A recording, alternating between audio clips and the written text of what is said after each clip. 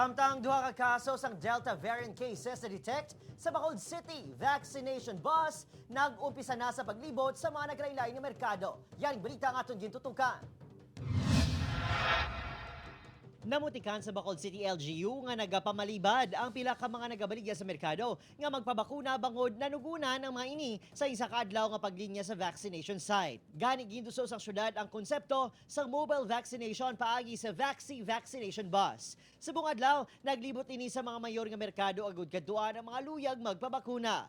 Actually, ang iba na damo gapalasay, pero kung aton lang tawon, ini protection ini sa aton tanan.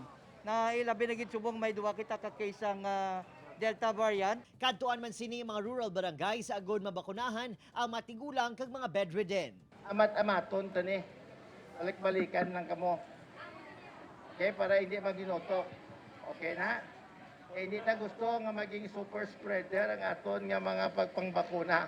Samtang, duha ka Delta variant cases ang na-record sa syudad. Ang Delta case number 1 ang isa ka 71 anyo sa tigulang nga lalaki sa Barangay Banago. Ginswab ini sa July 15. 5 sa mga kaupod sini sa balay ang nagpositibo sa COVID-19.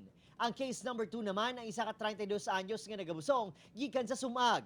Ginswab ini bilang SOP sa mga nagabusong sang 36 na kasemana. Ang bana sini nga nagaobra sa ospital ang nagnegatibo naman sa RT-PCR test.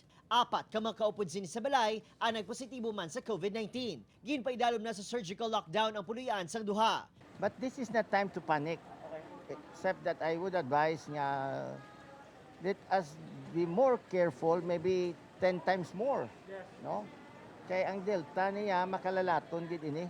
Lunsay recovered na ang mga nasambit nga kaso apang kainas ang aga sang ginpaidalom ang duha sa repeat test. Upod, Kirinal Casilio, Adrian Priatos, 1 Western Visayas.